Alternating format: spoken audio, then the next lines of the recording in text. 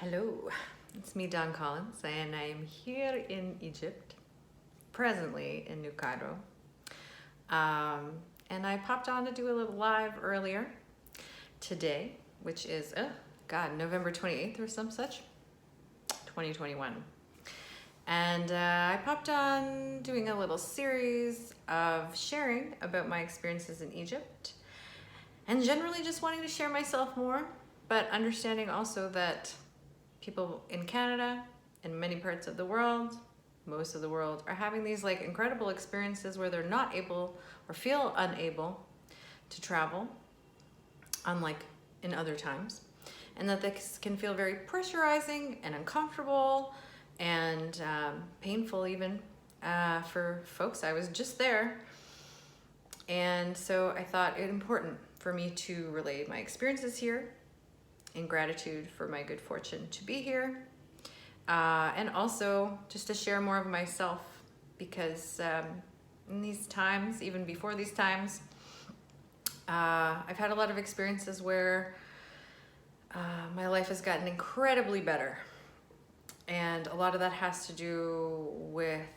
great teachings from different cultures, from different lineages, and also my own seeking and just research, and I've done a lot of work, and it's time that I share more and more of that, and whatever art comes of it all, of course, because if you know me, you know that in my whole life I've been performing, but also endeavoring wild and wonderful projects of sharing my experiences. And so, hey, why not now? What a better time. And so yeah, today I talked a lot about the pyramids and about how the experiences were very different than I had imagined. In fact, I had never imagined that I myself would come to Egypt or would enter a pyramid. And there's a lot of this talk, right? Like, you gotta imagine things to make them happen. Well, guess what? Sometimes yes, sometimes no. I did start thinking about coming to Egypt because a friend of mine came here, and a good friend that I've taken quite a lot of journeying around my spirituality and my personal growth, and it made sense at this time for me to do that. We've had work that we want to do together. We love working together, and it just felt like the right time to get into that, because I'm going through a shift about my work and income generation activities. And so yeah, back to the pyramids. So on this theme of, you know, this like pressure, fear, darkness, it's definitely something we're all feeling. And I know astrologically, I have a lot of astrological advisors, a lot of astrologers that I go to, and I find them incredibly helpful in these times. And so if you are not doing that,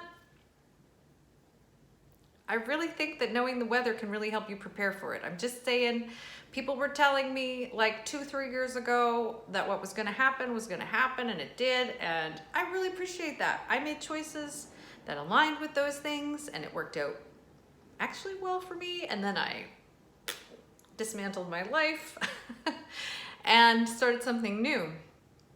And so that's what brought me to Egypt, back to the pyramids. So like this like pressurizing, intense situation that I experienced, and I know many people are experiencing around the world, of isolation, lockdowns, limitations on your freedoms, going into a pyramid felt a lot like that. It was an experience I never expected to be anything the way it was, and definitely not for the faint of heart. I went to the pyramids in Dashur, which is kind of in the country on the Nile, more of like a horticultural or farming area, and quite lush and beautiful actually.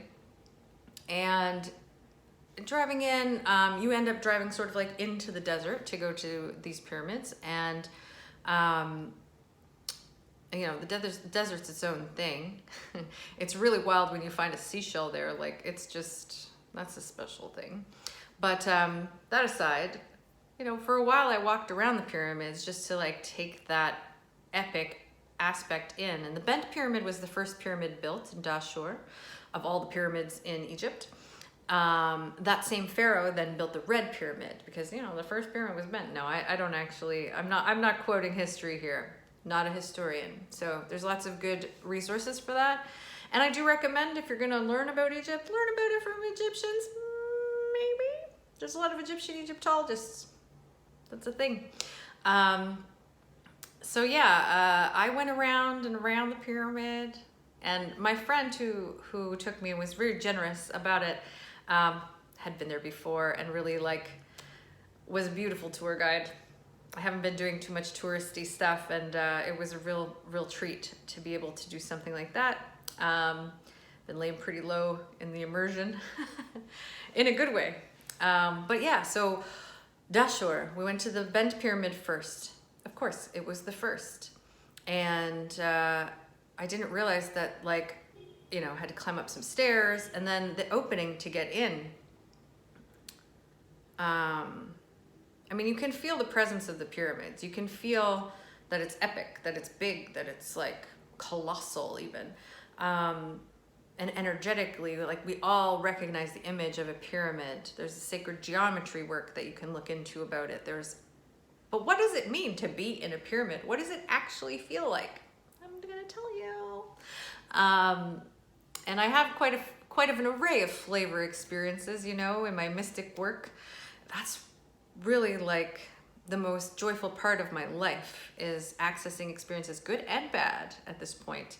I find joy in all of them, even the suffering and the painful ones, because that is the key. And there's an Instagrammer, Mendoza's his surname, their surname, and I love the way that they put this today, and maybe I'll try to put it in the caption here.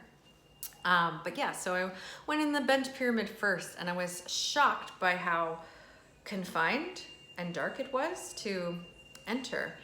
And so you had to crouch down. You could go in backwards, but I'm not really fond of going into deep dark spaces where I can't see where I'm going, you know. So, you know, I crouched down, and it was so many steps that it really was hard on my legs. I went in by myself, and it was dark and scary. And then I got to the bottom. And then, you know, you're in the bottom and you're looking around, you're like, well, the bent pyramid is not as smooth and fancy. It was the first draft, you know. So then you climb up some stairs, and you get to the top of the pyramid. So the apex, where, you know, it's coming to a point, and you're sort of right here. And standing in that place was not comfortable. And it wasn't the air, although the air wasn't, you know, it's not a great quality of air in a pyramid. You're deep inside of rocks, and it's kind of like being deep in a cave, in a sense. But then there's this energetic aspect to it, where you're feeling this pressure, you know, this pressure of this energetic form kind of coming together, right? And that's what the pyramids are about, this collection of energy and this pushing up and outward of it. And you can really feel that this is not a place to stay. It's not a place you're welcome to stay as a living, breathing human being. It's not a place really for living things too much. You can hear maybe some rats, maybe some mice, maybe cicadas. It sounds like death, you know, maybe a bat. It's hard to tell because, you know, your mind might play tricks on you a little bit. But yeah, I'm sitting here, I'm in this apex, and I feel like I'm dying. I feel like a real sense of death in there. I don't know what I expected, but I didn't expect it to feel so dark. And it reminded me of being, you know, in lockdown. I'm not gonna sugarcoat that at all. It reminded me of that kind of atmosphere that we've all been, or not all, but many people have been experiencing around the world, of this heavy energy. And I didn't spend much time in there, and I got out, you know, but I felt changed. And I felt like I had this flavor of experience that I find hard to describe. I say words like energy or like, and I definitely felt this like, and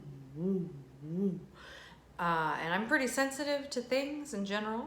But yeah, that energy was unsettling, and it definitely felt like a passageway or a portal, or like, it wanted me to move on somewhere. So, it kind of lends some clout to this idea of it being a passageway into the afterlife or the life beyond. I do hear that they never found the pharaoh, never found his mummy, his burial. So that's very interesting too. So then, hey, he builds this pyramid, and it's the rough draft. And then builds the second pyramid, the red pyramid. And the red pyramid's been closed. Friends who are Egyptian say they hadn't been in it. It's just newly opened. And Egypt's been doing very recently a lot of renovations, a lot of work on their antiquities and their historic sites. It's going through a big renaissance. There's a big development project. It's incredible to be here right now because it feels so different than a lot of other places in the world, because it's just like there's this vibrancy, there's this excitement and hope that seems a bit unique in the world right now. So it's interesting. So then I go to the red pyramid and I wander around. I check. I need to know all about it. I need to walk around it. There's a little temple there on the outside, sort of a place for ritual. So that's interesting. So, you can tell people have been there. People have been doing things. Maybe not recently, mind you. But there's definitely evidence of that, like, burnt rocks, evidence that there was like water in certain places or something like that flowed around, places that are covered that wouldn't be rained on. Not that it rains very much. So that was interesting, and it smelled really bad in that space. Who knows why. And then I went in the pyramid of the red pyramid. I went inside. It was much higher climb, but a shorter climb down. And by this time, my legs are really killing me. Like, I'm not sure if they're gonna make it level, killing me. And I'm in pretty good shape. Like, I don't mean to brag, but I am 40 and I feel fantastic. But like, I'm here.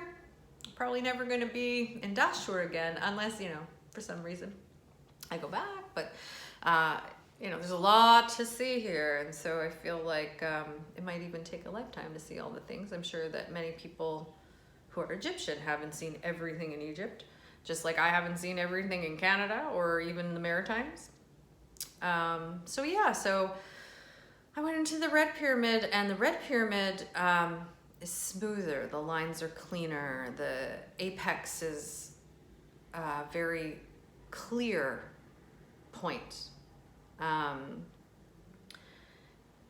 there, the energetic aspect of the experience was much stronger. And I stayed less of a long time. It was very hot. I'm in the desert. The air is not so great. You don't really want to stay in there. I tried to take a video even, but I was too shaky. I tried to take a recording, but I was just so uncomfortable. I managed to snap a couple of shots, but that was about it. And yes, that feeling again of like the dark, intense pressure, and processing that feeling like I'm gonna die. I mean, there may be an element of the fear, the claustrophobia, the being alone in the dark, all of the horror films that I've seen, of course, about pyramids and mummies, and what I'm talking about. But no, it was its own thing, It was a flavor of experience that I can't imagine having in any other place, unique to pyramids, I'm sure. And I don't regret it, but I don't intend to enter a pyramid again. It very much felt like I was intruding into a place I didn't belong. And perhaps I'm simply not initiated. That's a thing. People entering spaces that they're not ready for. I don't know if I'm ready for it or not. I did it, obviously. And I'm glad I did it. And coming out definitely felt like coming through the birth canal and out into air and life again. And it took me 4 days to recover. I was really beat. I was really felt brutalized. I slept a lot. I laid in bed a lot. I had a hard time going up and down stairs for 4 days. And that's never happened to me before. My legs simply wouldn't work. It's too much lactic acid probably in my muscles. I've never had that experience before. So, something to think about if you ever think about going into pyramids is that's going to be hard on your body. And I never thought about that. Not accessible at all. And that's why I'm relaying the experience, because it's special, and I feel quite privileged and lucky, and I have a lot of gratitude, so it's important that I share. But yeah, coming out of the pyramids in the 4 days, and I had to do some clearing. People believe all kinds of things. Maybe you don't, maybe you do, but I had to do some energetic clearing about it after.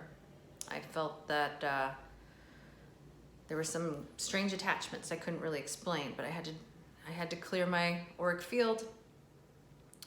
And that was productive, and that helped me. And once I figured out I had to do that, that helped me heal up faster. Lots of electrolytes, lots of magnesium, and lots of just plain listening to my body.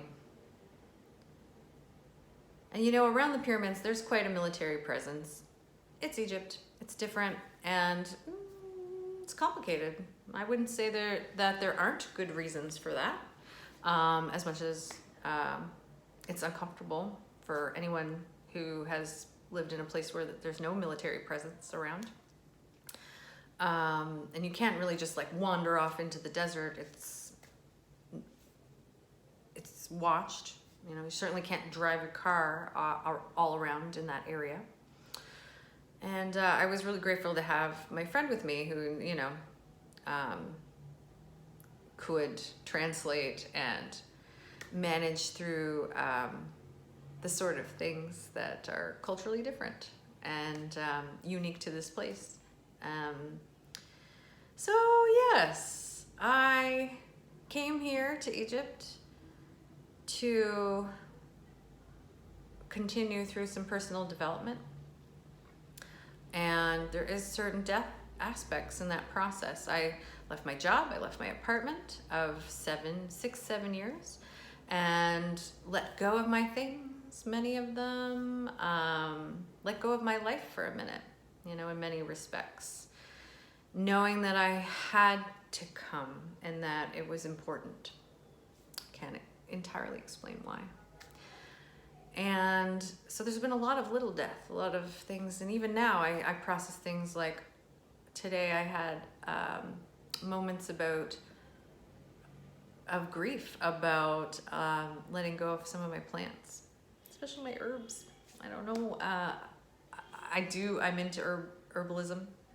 I am into plant medicines and plant spirits for sure. And I miss my plants. I had them a long time. It took me a long time to grow, my private garden inside and outside, and I did love them. And they've gone on to great homes, and I'm really happy about that. But it's, you have grief, you have to feel it. You have to let it move through your body. You don't want to hang on to that. It's not good for you. It's not good for your health. And so, yeah, I've had lots of stages of grief and opportunities to learn about processing even prior to all of this. And it's important. It's an important part of life and an essential part of life to suffer and to get good at suffering. And if you get really good at suffering, you can find that no matter what's going on, you can find joy. And that's a matter of where you place your gaze, where you place your attention, and it's your choice. And people don't tell you about that. It's not part of our culture to talk about that in Canada. And I think it's very, very important. And it is certainly is something I see in Egypt. I see people suffering in ways that I couldn't imagine because of my privilege, my layers of privilege that are very apparent here. and I see people suffering, and I see people confronting death in a way, coming face to face with it in a way that we're happily sheltered from in Canada oftentimes.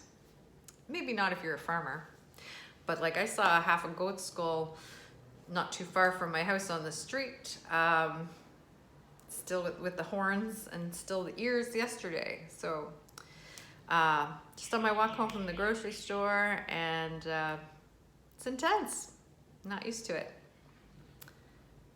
But it was also powerful and cool in a gross way. And yeah, there's this I'm not making this up. The idea of transmuting difficult matter, difficult emotional experiences, this is alchemy. This is not my original idea. It's Tantra. If you can take in the poisons of the world and digest them into love, well, that's our highest purpose. That's like the whole point of being embodied, I think. I mean, from Buddha to Christ to many ascended masters, gifted leaders, gurus, so many names for these teachers and guides and leaders. Still something I work on, I still have moments where I'm stuck. And I'm sure as long as I'm in a body, maybe it'll take me still more lifetimes to figure that out. But sometimes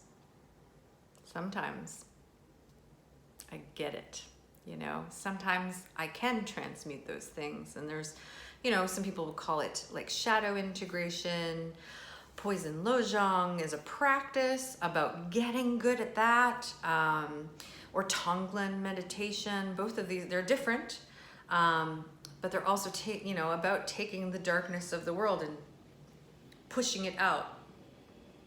And I had this idea in the pyramids. It made me think of that, this whoosh, whoosh, and the sacred geometry of it all. And I felt newly inspired to confront like my grief today, or fears. I have a lot of fear of scarcity right now. It's a very normal fear. A lot of people in the world have these feelings, especially about having enough money, having enough food, being able to pay your rent, being able to find housing, being able to eat,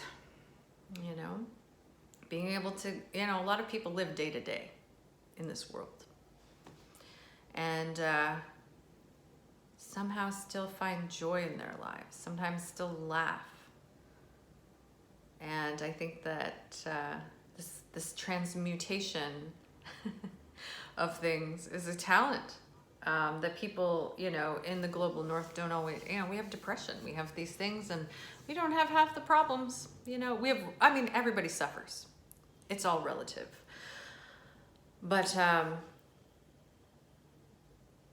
how we carry it, what we do with it, these can all determine the course of our lives, the course of the world, and honestly, how I impact on others is one of the most important things to me. And how someone interprets how I impact on them may vary, and they may reflect on it over time and see it differently. But I'm very conscious of that and what traces I leave behind. And this is part of my practice. This is part of my training and my lineage to be thinking about these things. And I feel honored and grateful to have learned, to have grown, to have shifted my life, my art of life in this direction. And sometimes it's hard for me to be talking about it and sharing these aspects of myself because,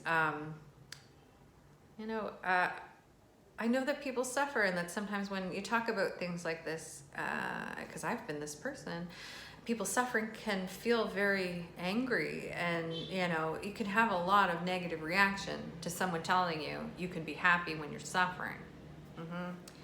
And that's legit, because suffering's terrible.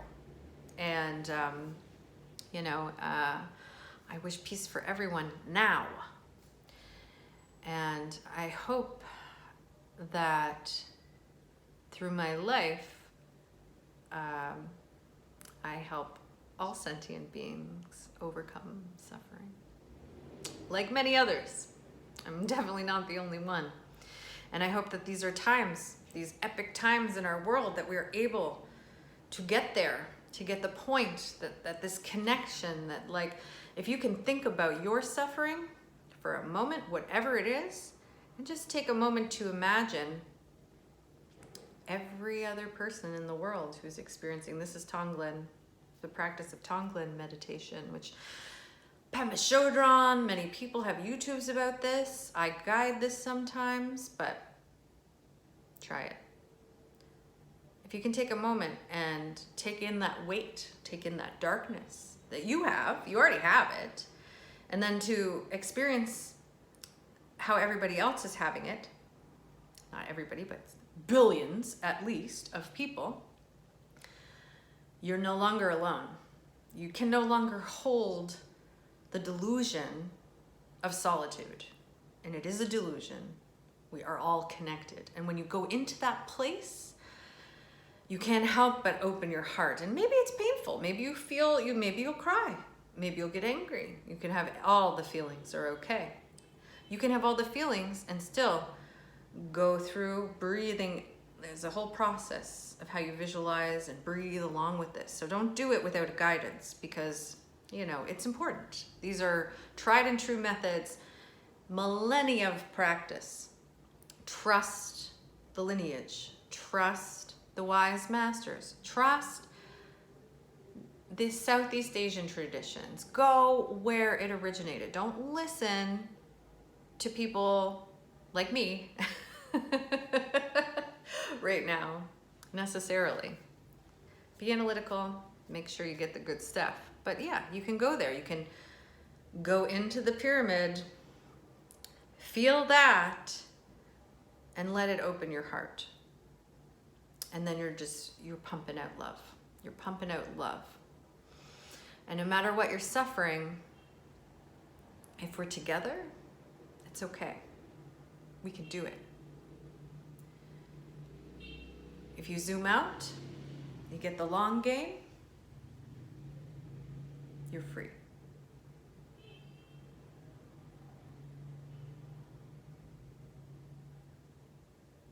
Pyramids.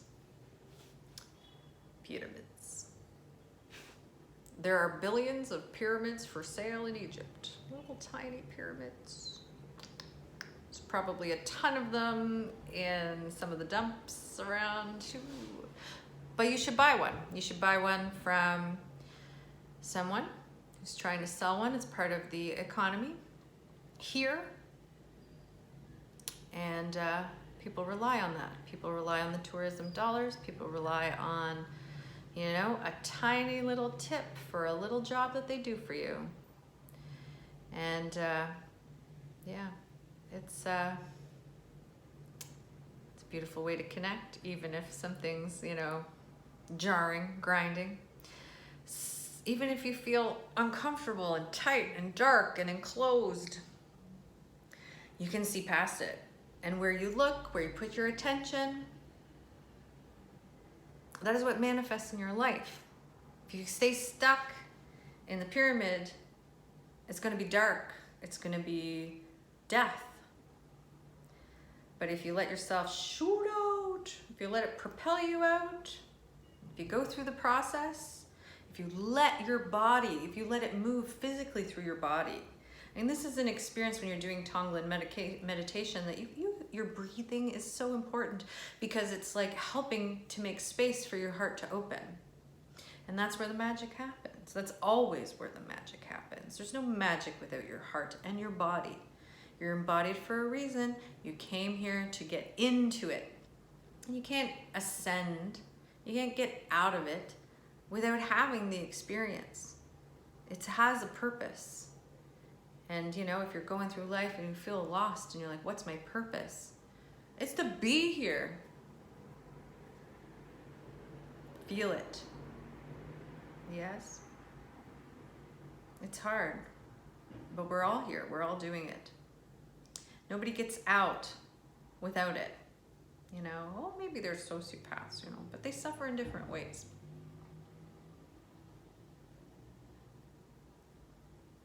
I'm so happy to be able to reach out to you on the internet. And it's so funny because, well, it's not funny, but it's interesting because this whole, you know, together but apart, physically distanced, emotionally connected. Isn't that an important message in our times? Like, isn't it lucky to be alive in these times, even though it's hard, that we get to be a part of the whole world, that we get to be connected through social medias, through our growing understanding of how things are, what is, and that we're coming to understand systemic problems that have been eating us alive, you know, eating our spirit, eating our connection, taking us away from what we really are, and that we're going through this process to get to the other side, to get to that big love, to get to the good stuff, all the joy. We're here and we're doing it. Don't lose hope. Keep your eyes on the prize. Try Tonglen meditation. And do that one. Poison Lojong advanced level. So, you know, ask me about it privately. Send me an email, send me a PM, whatever. If you have curiosity.